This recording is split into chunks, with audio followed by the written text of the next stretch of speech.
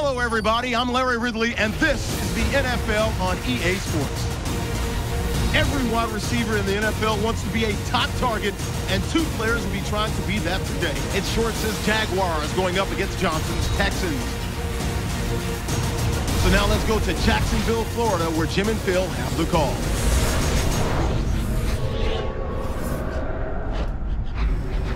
It's the NFL on EA Sports, a matchup in the AFC South as we join you from Everbank Stadium. Alright, what's up guys? PeterJaguars here again, and we have something very exciting today. Exclusive Madden NFL 15 gameplay footage on the Xbox One. EA Sports invited me down to the Tiburon studio to play and capture the game early, so I would like to thank them for that, and I'm very appreciative of the opportunity and everyone who made it happen, so salute.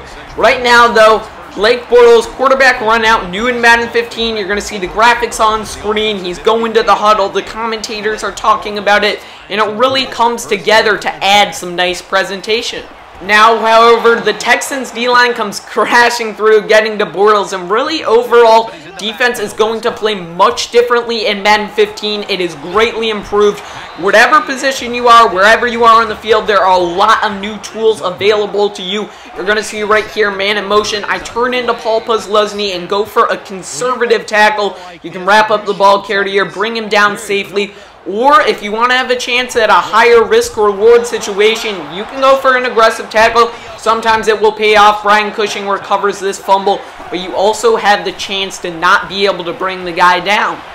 Additionally, with Richard Sherman on the cover, you know the DBs are going to make more plays, and Jonathan Cyprien is able to do that here, leaping up in the back of the end zone to make an interception. Real-time celebration. He gets up. It doesn't matter where the players are on the field or what happened. If they make a big play, something cool happens, you know they are going to be celebrating. Don't forget about offense too, though. The pass and accuracy system functioning right there as Mercedes Lewis reaches back for the ball. And now, instead of passes being evaluated as a hit or miss situation, they can vary. Sometimes the throw will be a little bit high, a little bit in front of the receiver. And this really differentiates the quarterback. Blake Bortles is not going to feel on the same level as Peyton Manning.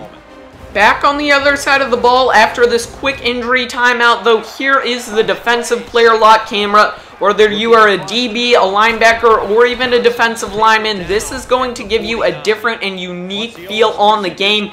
Sometimes you want it on, sometimes you might want it off, and it's cool because you can just click one button and you have this camera activated, so depending on the play, you can decide where you want to be, what camera you want, and that really is going to give you more options. Other notes as far as presentation goes, the atmosphere is awesome. The crowd looks different. There's more variety. Fans in the stadium who are wearing your team's jersey are not going to all have the same number. It can vary based on who the star players are. Also, the sidelines, they're more alive, they're active. They're going to step to the side if someone runs over there and is getting tackled out of bounds. And then also the stadium looks great. You see the video boards here. This kick actually goes short. You don't make every field goal. But the Jacksonville Jaguars video boards and Everbank look clean. Everywhere else, the details are there. And it's really something that's going to stand out and have a positive effect on your game experience. Quick thing though, check out this return by Jordan Todman. Thankfully, we're not running up the Steelers sideline, so I'm not tripped by Mike Tomlin. But this does go for a touchdown, our first score of the game. And you're going to see in the replay here really how the motion system works. It's a combination of what Madden 25 was like on Gen 3 and Gen 4. It's going to be realistic. You have a good balance. It's not overpowered, but your players also don't feel too stiff. I'm sure you've already noticed it at this point, but man, these graphics are sick.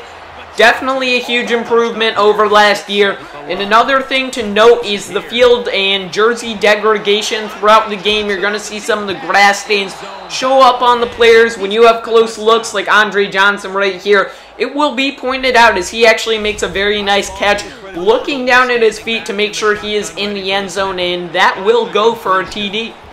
One other huge thing, all the defenders have updated head tracking with Player Sense 2.0, so they're not going to be able to react and play the football unless they see it or are facing that area. It is a huge change. You're going to see a great example right here. Will Blackman playing a flat zone, eyes on the quarterback, and he steps up, cannot hold on to what could have been a pick six, but still a very nice play. The guys are playing their zones high to low. You don't have to worry too much about big plays.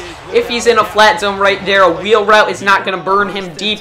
So if there's a wheel route and a running back going to the flat, the defender is going to take the deeper route and allow the shorter gain for less of a penalty.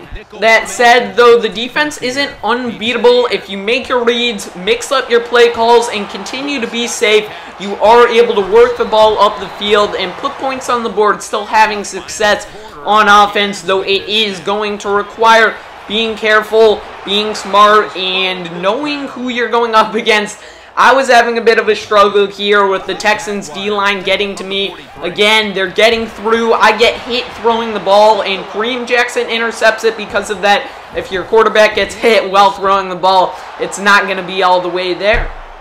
Oh, and did I mention that star players are going to be very important, because this is a key example. Jonathan Cyprien, 91 hit power, smacking Andre Johnson to the ground, but he's a very reliable receiver and is able to still hold on despite that. Then this game is actually pretty close here. A 28-yard field goal jumping the Texans ahead by 10, but with 2 minutes and 3 timeouts, it is far from over. I hadn't done much vertical passing earlier in the game, so there was no opportunity for defensive AI to pick up on what I wanted to run.